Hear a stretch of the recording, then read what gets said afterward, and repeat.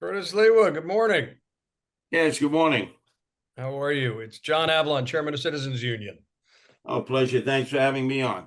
All right. Well, thank you for taking the time. Appreciate it. Appreciate you. So I'm Chairman of Citizens Union, as you know, New York City and State's oldest good government group. And we fight for honest and accountable government and fair and open elections. And obviously make endorsements in general elections. And we appreciate you taking the time and thank you for your questionnaire. I will kick things off. We've got an able group of members of our local candidates committee. Many of them have backgrounds in government, I think all of them. And so please keep your answers as specific and concrete as possible. And let's kick things off. We're going to start just broad, as we always do for every candidate. Why do you think you're the best candidate to push forward a reform agenda as mayor? Number one, I'm the genuine New Yorker who knows and has been in all 350 neighborhoods on all 472 subway platforms. I'm in the subways campaigning every day. My adversaries are not on the buses, on the express buses. Close to 6 million people a day at different ventures use mass transit, which I'm a proponent of. And yet they don't even stand outside of the subway stations like the old time politicians used to do to solicit votes. So I think I have my finger on the heartbeat of what the blue collar working class and working class people need to stay here. And my whole campaign is based on improve, don't move, because we're already seeing extreme flight of equity, of wealth, of people moving. And under this fear of Mandami becoming mayor, I'm already seeing what I call Mandami sales, Mandami attempted flight. And I'm the one saying, no, no, no, no. We got to improve. We got to move. We got to stay. We got to make it more affordable, but we got to make it safer in order for people to stay here. Great. I appreciate that. Before we kick it over, we'll get to David Wong from our local candidates committee. I wanted to ask you just one specific question on open primaries. Read your questionnaire. If I'm reading you correctly, you oppose top two, but you support open primaries if they bring independent voters into the primary. And if we, for example, had a top three with ranked choice, that's something you would support hypothetically? Well, I am a proponent of ranked choice going into the general election. Yes. Ironically, based on the feedback I get, even from people who would vote for Zoran or Cuomo, they love me. I'd be their second choice. So I would benefit from that. But put that aside from personal benefit. I was a supporter of ranked choice when it was an initiative in referendum. It overwhelmingly passed. The Mhm. people have spoken. And I would say, let's put it into the general election. In terms of open primaries, I was the chairman of the New York State Reform Party. There were a lot of great independent parties. And then naturally, Andrew Cuomo, in his attempt to get vengeance against the Working Families Party for dare running Cynthia Nixon against him as governor, raised the barrier that everyone had to qualify to maintain their independent status. So we lost the Libertarian Party, the Green Party, the Independence Party, and my Reform Party. But as chairman, our Reform Party called for elections in which, and this is ironic, what they call them at the Board of Elections, the blanks. Mhm. Tells you all you need to know. A blank. What is a blank?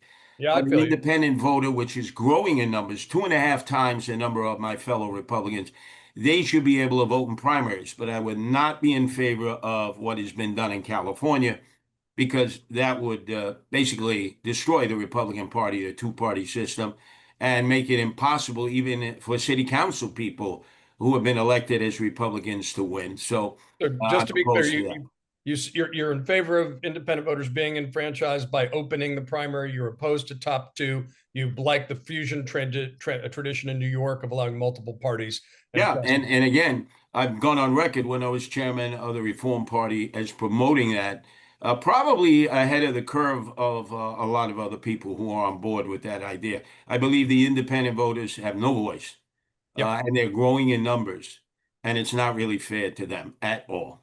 I appreciate that. Okay, Can David I just Wong. ask one quick clarification? Curtis, it sounds like you support what some people refer to as a semi-open primary. Is that correct? Where you still have a Democratic primary, but an independent voter can register to vote in that Democratic primary. Is that right? Right, and vice versa, Republican primary also. Okay. Okay, thank you. David. Ms. Sliwa, I'm going to turn to ethics and corruption. We've seen a surge in investigations, indictments, resignations related to ethical misconduct. What is the biggest weakness in city government that has allowed this to happen? And what specific policies would you implement to combat corruption and ensure that your administration remains ethical and transparent? First off, we're fortunate that the person, the commissioner of the Department of Investigation now has actually gotten on board to investigating all of the situations involving the Adams administration. That's unusual. Mhm. Mayor generally appoints somebody who's been a friend or campaigned for them or raised money for them. We've seen that in the past. And I would say what you have to do is you have to adhere to what the commissioner of the DOI asked City Council to do, which is increase the budget to hire more investigative attorneys, more staff. And the chairman of the Budget Commission, the commissioner of the budget, ruled down on that because naturally he's an appointee of the Adams administration, and they knew a lot of those investigations would be aimed at the improprieties of the Adams administration. I think eventually we have to come up with a system where the mayor plays no role in appointing the head of the Department of Investigation, nor does the city council, but an independent, autonomous group that chooses a person of stellar credentials who will investigate all equally. That's really what we need because the city has become a cauldron of corruption, and Eric Adams will go down in history as the corrupt mayor of all, the most corrupt, and that's saying a lot. That we're knowing all the corrupt mayors we've had, that's saying a lot. I appreciate that. How would this autonomous group be selected?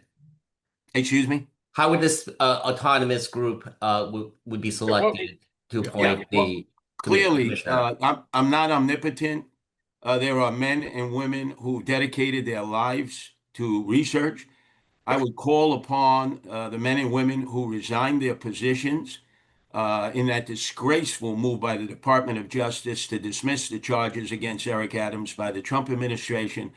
I've dealt with the U.S. Attorney's Office. I had 5 trials involving John Gotti Jr., who was charged with the attempted kidnapping and killing of me. So I worked with them many years. They're very dedicated.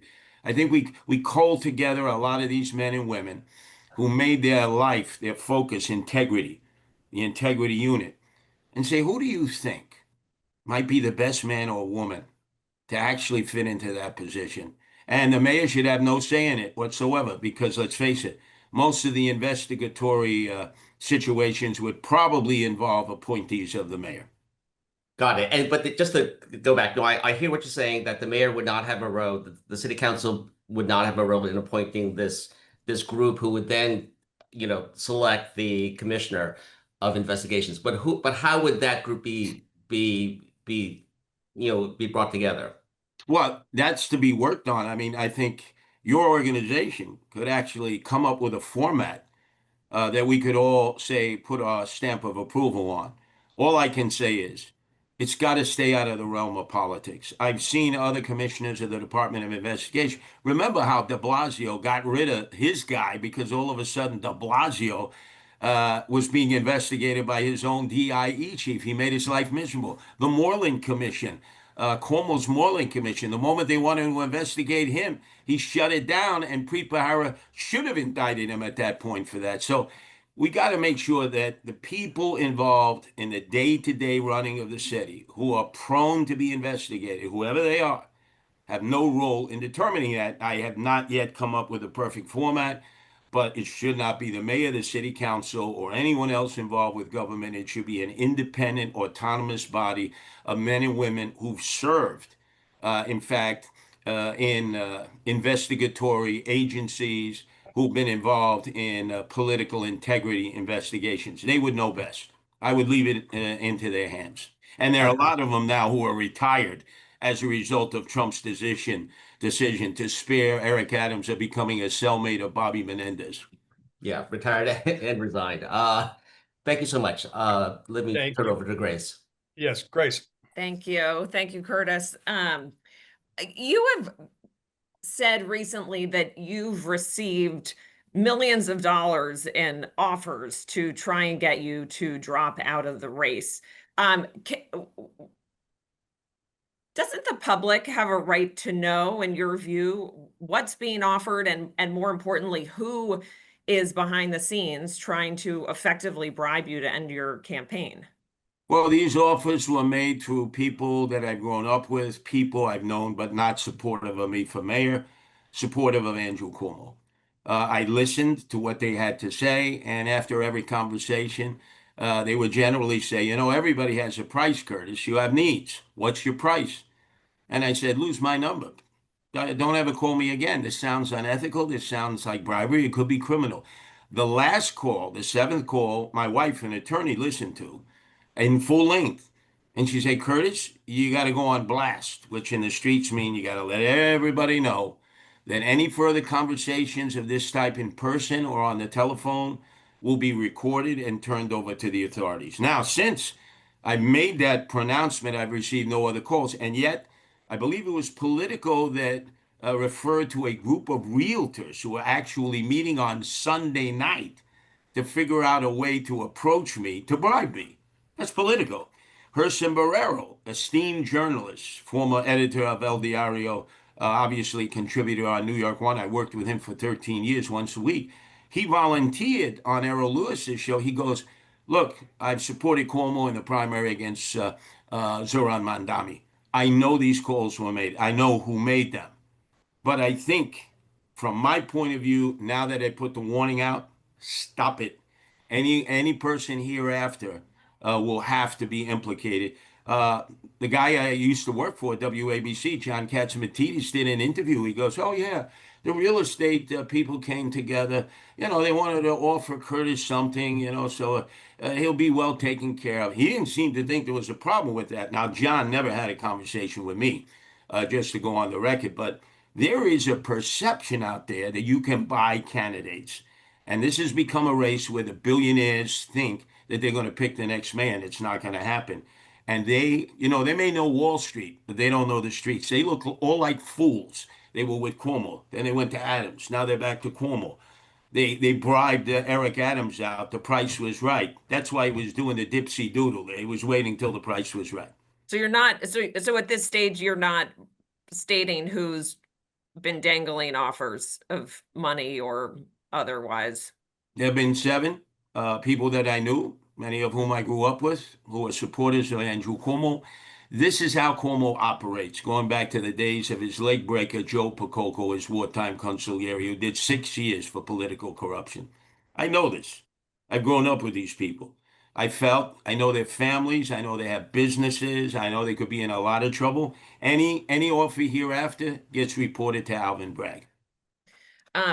Thank you, Curtis. I wanted to ask you about voter turnout in the city. We've seen a declining turnout in our mayoral elections year over year. It's a really disturbing and upsetting trend. Citizens Union is in support of this ballot initiative to move our local elections to presidential years.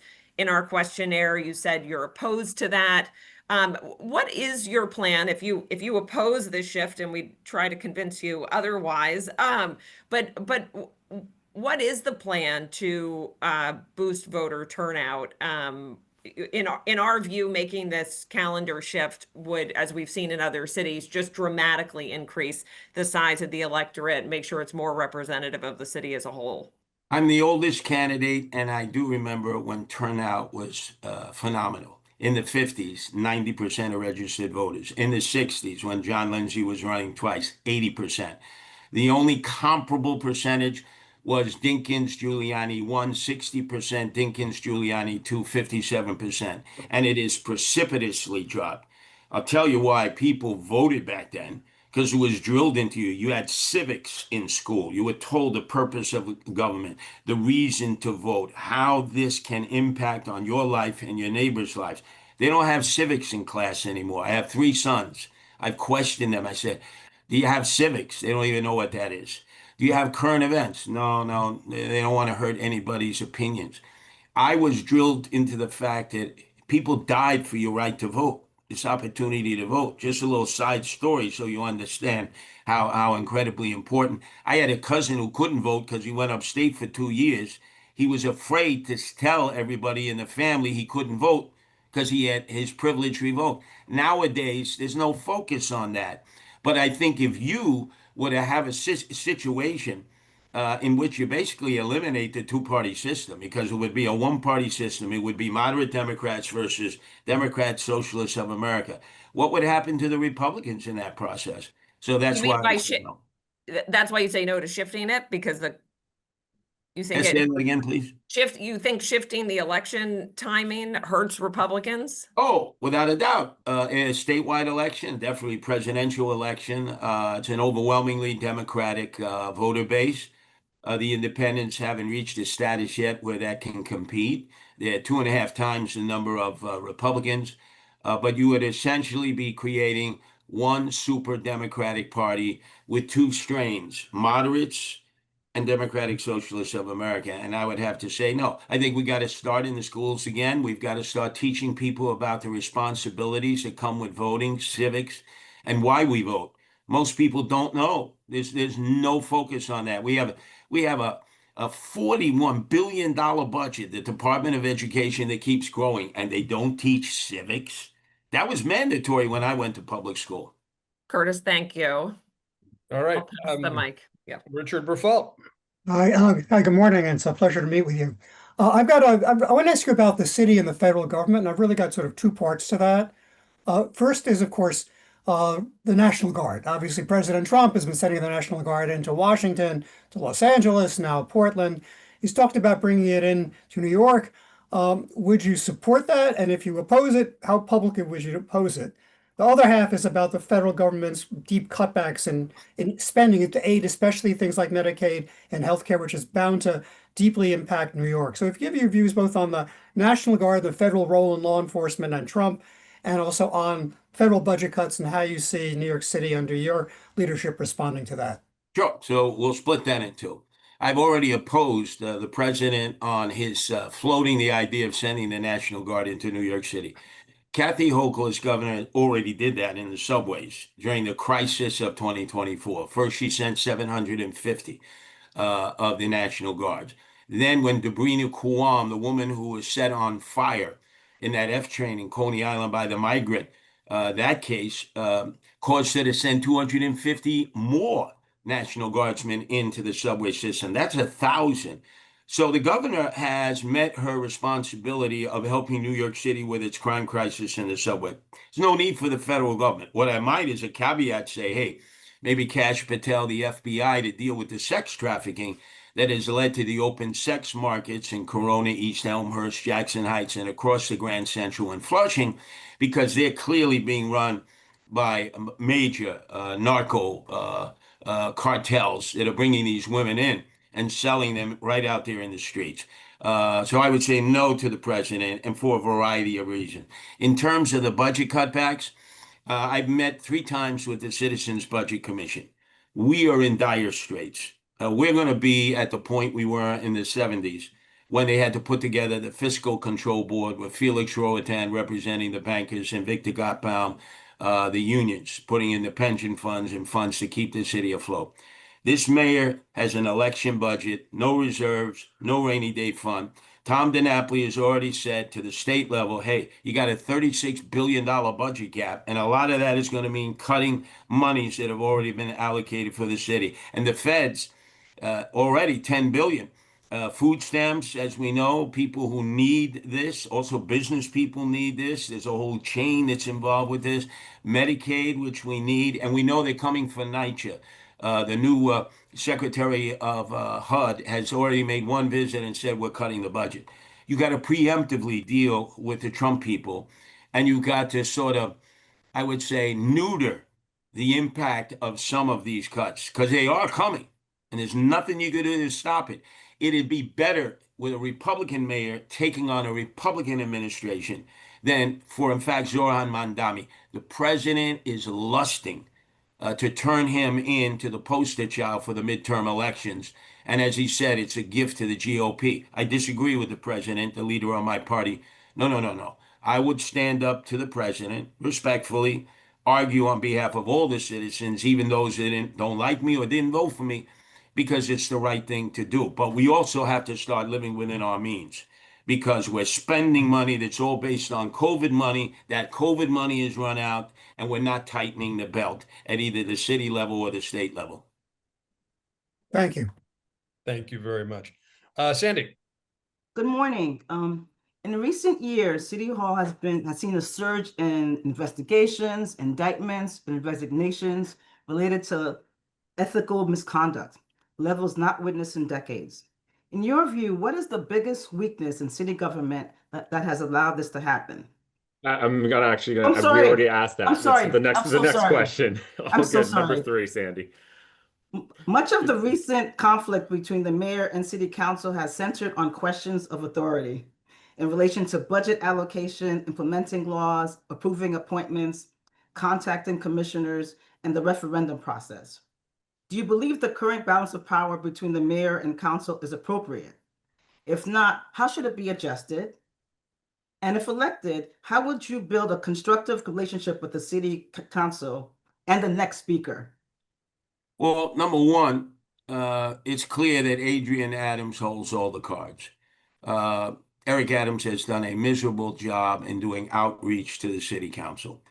I benefited. I had a relationship with city council person and then land use chairwoman, Melinda Katz, who went on to become borough president. She's now the Queen's DA. We shared the same house. We raised our 2 sons. She explained to me the process.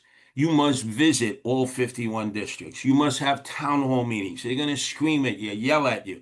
Then you meet with a city council person. The mayor has discretionary funds that maybe the speaker won't give to that local district. And you have to take care of some of their needs. And then you go in and you ask for only one favor. I need a vote on this one issue. Don't go in thinking you're going to get what you want. Negotiate. And as long as they see that you come there time and time again when they're in need, you're more than likely to get some of their respect and support. With Eric Adams, it didn't happen. De Blasio, it happened more often because he had been a member of the city council. So I think that I would not allow a situation that we saw unfold when Randy Mastro would have been appointed head of the Corporation Council of 1,000 lawyers. He's more than qualified to have had that position. But it was a grueling cross-examination. It went beyond the bounds of whether you're qualified or not qualified. And that was the mayor's choice. And they made people wait. People who had served government in esteemed positions were left to the sidelines to wait hours to testify. We can't allow for that to happen. We need the best people, most qualified in the best positions. And the city council does weigh in on some of the positions. I would keep it the way it is, but I would not expand their ability to, basically go yes, no. I think we have a balance the way it should be now. Thank you. Bob. Yes, good morning. Nice to meet you. My question has to do with the relationship between the mayor and the governor. As you're well aware, that relationship can either be collaborative or confrontational or maybe somewhere in between, in particular, given the critical role of the governor in the city's governance, funds, and so forth. What would be your approach to engaging with the governor to achieve your goals? Well, as a student of history, I've seen the most contentious adversarial situations going back to Lindsay and Rockefeller. They hated one another. I was at Rudy's side when he would disparage Pataki. I supported Pataki against Mario when Rudy was supporting Mario. I saw how contentious it was until 9/11, when they came together for the good of the city. We saw that with Cuomo and de Blasio, who had been the best of friends and served in HUD together. I would not make that mistake. Look, you're secondary to the governor. A mayor is very powerful.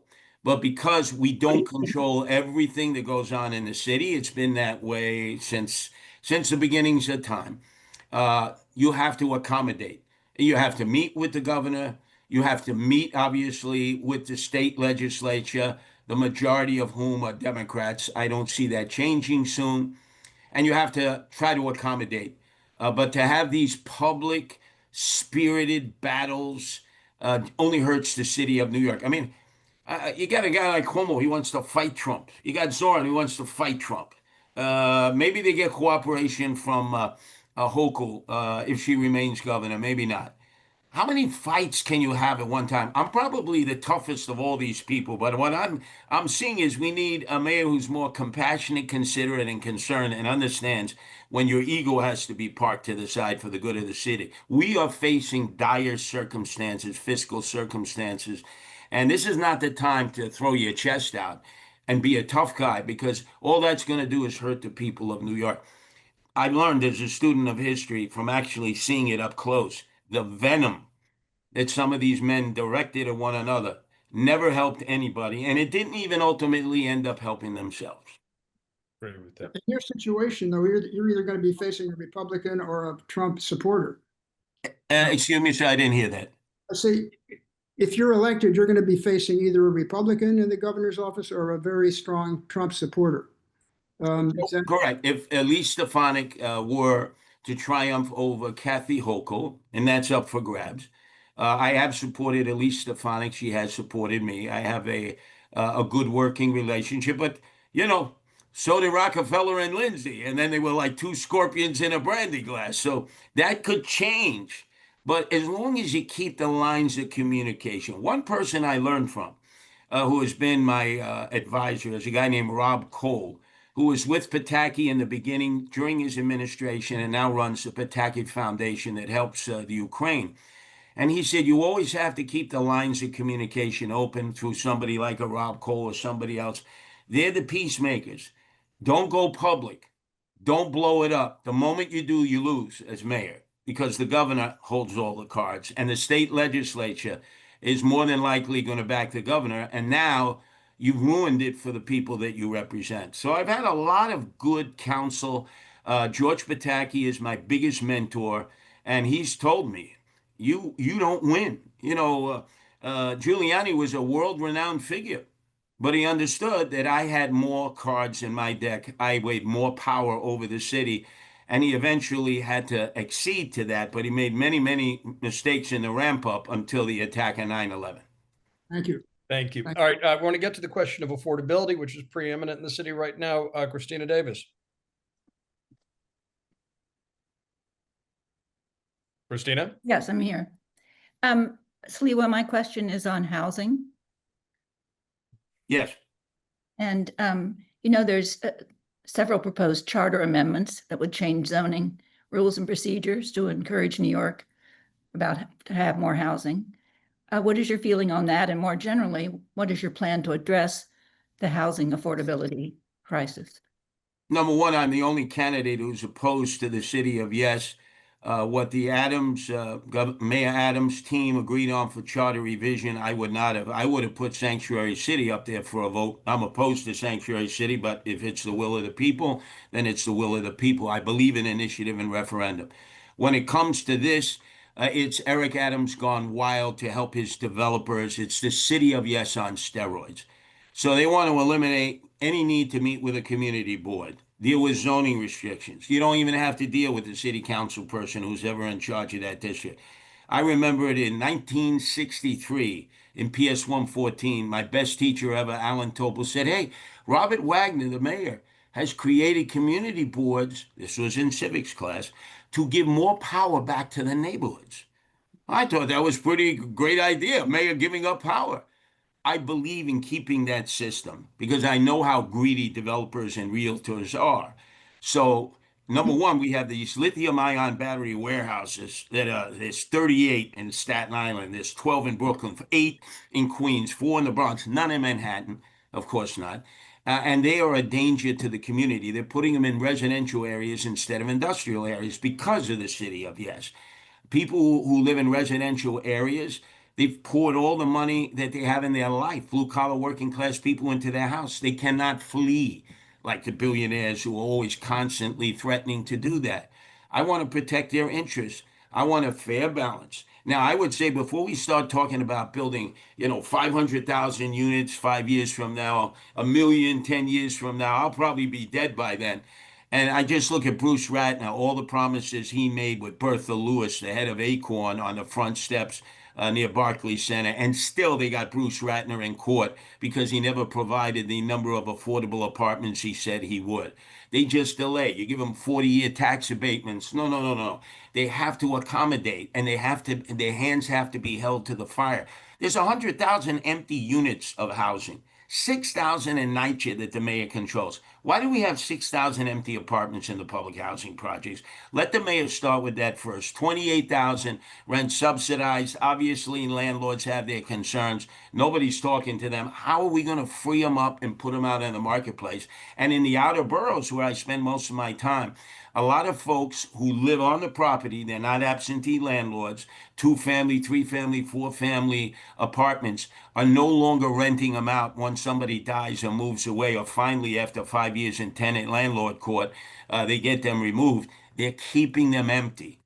My estimate, 100,000 apartments that we have to do something about to get them into the marketplace while we move forward to build affordable housing. And by the way, not on wetlands, not on parkland.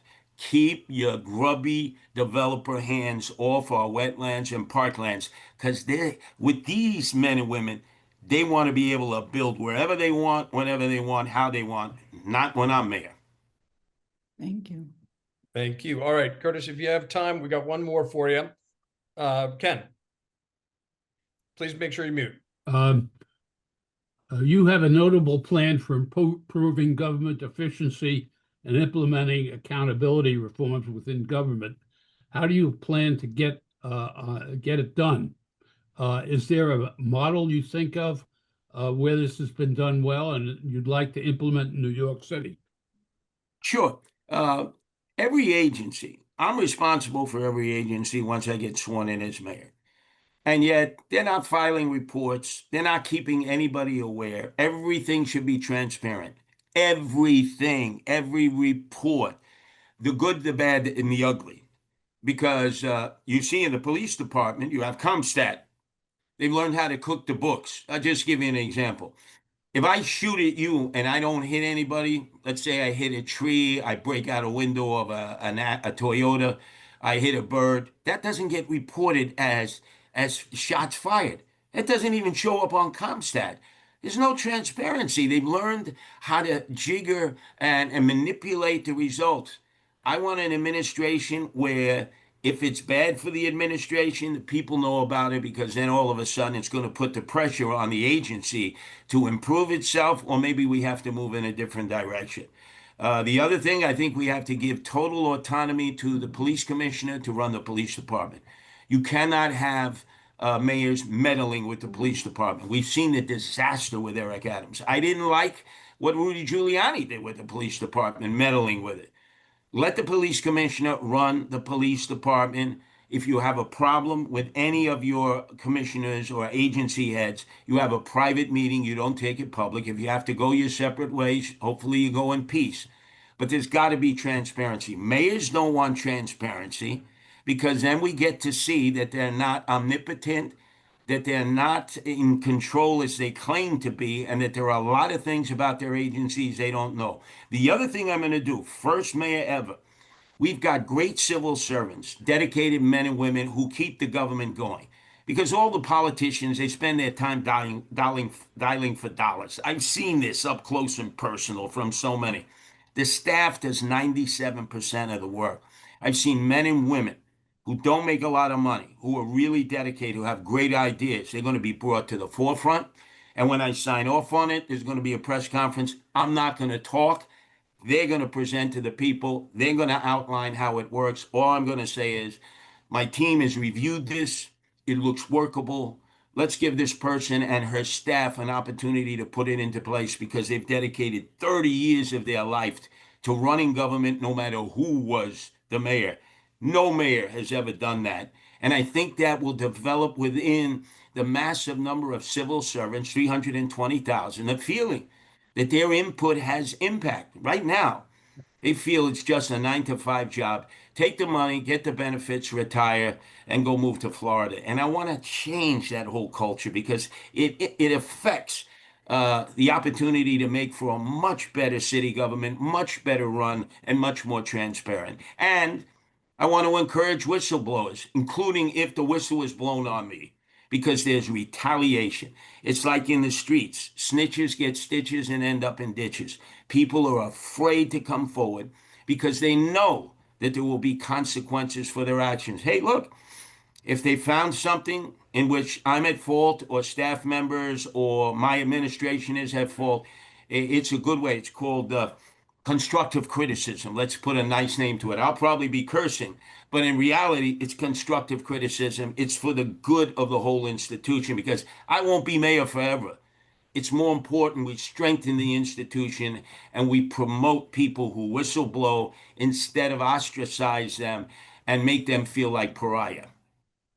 All right. Thank Thank you. you very much, Curtis. Emery, are there any questions that we have not gotten to if the candidate has time? If you have time, I would have one more referring to police accountability. I think our committee meant to ask. Your approach to police accountability and reforming the CCRB stands somewhat at odds with ours, reducing resources on minor complaints, asking current police officers to the board, for example. What are your thoughts on the numerous police misconduct allegations that arose from the past or from the current administration, and why would your proposals keep similar events from happening again? Well, number one, in my first 13 years as leader of the Guardian Angels, the police were constantly arresting me. I know how they can harass you. I know how they can make your life miserable and abridge your rights. Once Rudy got elected mayor, that changed. We never had that problem since. So I've seen it from two ends. I still want the police commissioner to ultimately make the decision. They have their own trial procedure. I do not want to eliminate the citizen complaint review board. I remember as a kid in Canarsie watching Phil Caruso and the PBA petitioning that this would be the end of policing in our lifetime. It's not. But clearly they've had some individuals on their board who have been very prejudiced against the police. One, you may have recently read, who had killed 3 people, and while in jail, had changed his name and got a job with the CCRB as an investigator. His real name was Ronald Finkelstein. How do I know him? He sat next to me in Bildersee Junior High School. He was brilliant, but he was clearly mentally out of control. Yeah, how do you get somebody like that on the CCRB? So I think all these agencies need to balance themselves out. And I think I would probably be more sensitive to complaints about police brutality and police, trying to meet a quota that maybe has been imposed on them, like we saw during the stop and frisk era, the last 4 years of Bloomberg, there was an abomination. And now we're seeing with ICE where they have to arrest 3,000 a day. Quotas are horrible. So I think I would be a little more sensitive to that. But I'd like to keep the system in place. Police commissioner, especially if Jessica Tisch continues to serve, because I would ask her to stay on. They have their own trial process. And then if I thought that something had gone awry, I would certainly meet with the police commissioner privately on that. Thank you. Curtis, do you have any final statement for us? Appreciate your time. No, I appreciate all you do. And I think you have a friend here, because I would have still been the chairman of the Reform Party if they kept electing me year after year. Then the Republican that I became, because of Andrew Cuomo and his vengeance. I believe in multiple parties. I want more debates. Think back to 77 when the better Cuomo was running against Ed Koch. And ironically, Barry Farber, a talk radio show host who had run against Bella Abzug before that. And then the heir to the ex-lax fortune, the Republican state senator from Manhattan, Roy Goodman, who was a Rockefeller Republican when Republicans were liberals. They had 12 debates. 12 debates with Gabe Pressman as the senior dean of broadcasters, moderating most of them. We need more debates. Campaign Finance Board is doing a great job now. I want to make sure we keep the 8-1 match. The debacle with Eric Adams has forced them to tighten up. Thanks that they have. But you got to look at a guy like Jim Walden. He got $2 million. He never ran a campaign. All he ran a campaign about is, hey, drop out, drop out, drop out, drop out. We gotta create a litmus test. Well, you just can't come in and take the matching funds and not run a campaign, not spend any of the money on ads or any of the typical political things you would do, but basically you're a stalking horse to try to get everybody to drop out. So the procedures need to be tightened up. What happened with Eric Adams, I think, shook up the entire CFB. They've stood strong, and they need to tighten it up even more. And I'm a candidate who's had to abide by all those restrictions. Luckily, we've been able to dot every I, cross every T, and I will have maxed out with an average donation of $119. More donations probably on October 8th than the combination of Zorhan, Cuomo, and Adams together from New York City residents, which is really where we want the money coming from. This money coming from out of state, these PACs, something has to be done about these PACs. Look at this. 11 people have announced that they have PACs. Where's the money? I see maybe one PAC that has ads going on for Cuomo. Where's all the rest of the money? There's some roguish figures out there who have created PACs that they don't have to account for. I would suggest we follow the money. And there's a very good reason to believe that none of that money ever sees the light of the day in anybody's campaign. And I realize you don't have control of that, but I think as mayor, I will forcefully say, end the PACs.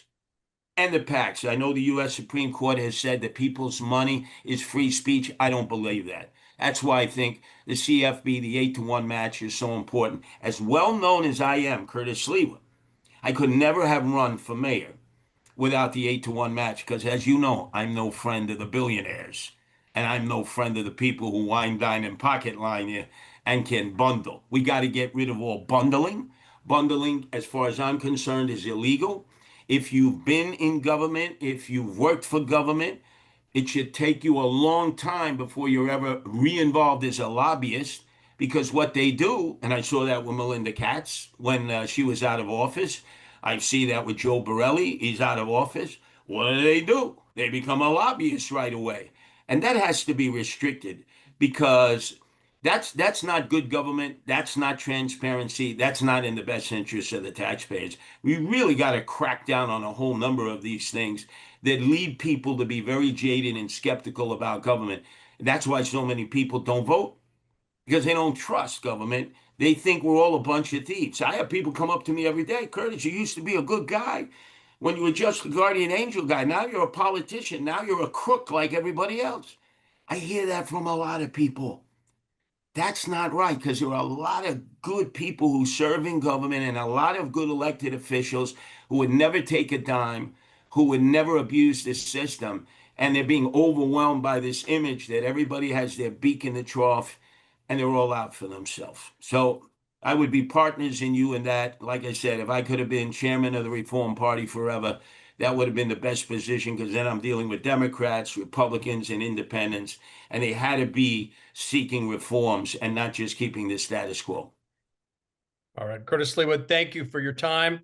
We appreciate your service and commitment to the city over such a long period of time. Well, keep it up. Keep the pressure on all of us out there.